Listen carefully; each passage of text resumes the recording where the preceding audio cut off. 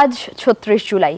এটি শুধু শেখ হাসিনার পতনের দিন নয়, এটি হয়ে উঠেছে বাংলাদেশের ইতিহাসের বাঁক বদলের এক অবিচ্ছেদ্য নতুন অধ্যায়। এটি বাংলাদেশের ইতিহাসে গণতন্ত্রের পুনর্জন্মের দিন।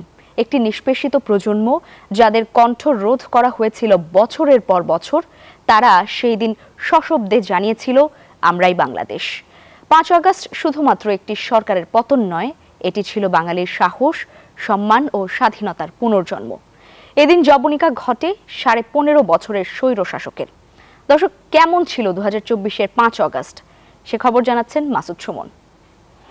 ৫ আগস্ট ২০২৪, ভোরের আলো ফোটার আগেই লাখো মানুষ নামে রাজপথে। শাহবাগ, পল্টন, টিএসসি, উত্তরা, মিরপুর, যাত্রাবাড়ি, এক এক করে জেগে ওঠে আন্দোলনের আগুন। ছাত্রদের হাত ধরে শুরু হয় যে বিপ্লবের যাত্রা, এদিন হয় সব মানুষের।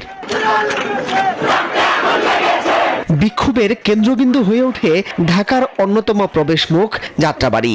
সকাল ১০টা ২০ সেখানকার মিছিলে পুলিশের সরাসরি গুলিবর্ষণ, টিয়ার সেল ও রাবার বুলেটে মৃত্যু হয় অন্তত ২০ জনের। এই নৃশংসতার খবর মুহূর্তেই ছড়িয়ে পড়ে সারা দেশে।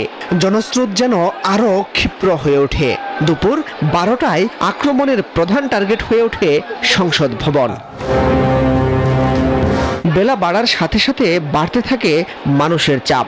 উত্তরায় সেনাবাহিনীর ব্যারিকেড ভেঙে গণভবন অভিমুখে রওনা করে হাজার হাজার মানুষ।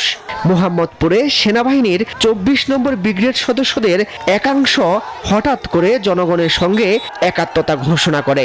এটাই ছিল দিনের সবচেয়ে নাটকীয় মুহূর্তগুলোর একটি। বেলা ২টা ৩০, সংসদ ভবনের মূল ফটক ভেঙে ভেতরে প্রবেশ করে ছাত্র জনতা। অবস্থান নেয় শেখ হাসিনা ঘোষিত জাতির পিতার প্রতিকৃতির সামনে। মানুষের রোষ এসে পড়ে বঙ্গবন্ধুর মুরাল, ছবি, প্রতিকৃতি ইত্যাদির উপর। বান্ডেল থাকলে প্রতি সেনমানিতে টাকা বাঁচবে। বিকাশ সেনমানি বান্ডেল কিনে জিতুন প্রতি লেনদেনে। বিকেল ৩টা ২০ ভারতে পালান শেখ হাসিনা। জাতির উদ্দেশ্যে দেয়া ভাষণে তা নিশ্চিত করেন সেনাপ্রধান জেনারেল ওয়াকারুজ্জামান। শুরু হয় বিজয়ের উল্লাস। বিকেল ৪টা ১৫ হাজার হাজার মানুষ ঢুকে পড়ে গণভবনে, ভেঙে তছনছ করে ফেলে স্বৈরাচারের মসনদ। স্বৈরশাসকের উপর যত রাগ যেন তারা ঢালতে চায় শেখ হাসিনার বাসভবনে। আমি আপনাদের কথা দিচ্ছি, সমস্ত হত্যা, সমস্ত অন্যায়ের বিচার আমরা করব। আপনারা সেনাবাহিনীর প্রতি আস্থা রাখেন, সশস্ত্র বাহিনীর প্রতি আস্থা রাখেন। আমি সমস্ত দায় দায়িত্ব নিচ্ছি। শেখ হাসিনার পতনে উল্লাসে ফেটে পড়ে জনতা। সেখানেও নির্বিচারে গুলি চালায় পুলিশ ও আওয়ামী লীগের নেতারা।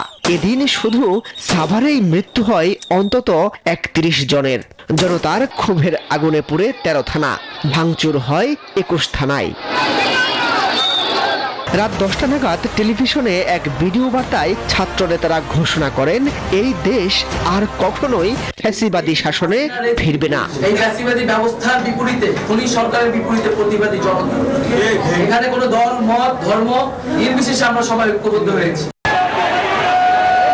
মাসুদ সুমন, নিউজ 24, ঢাকা।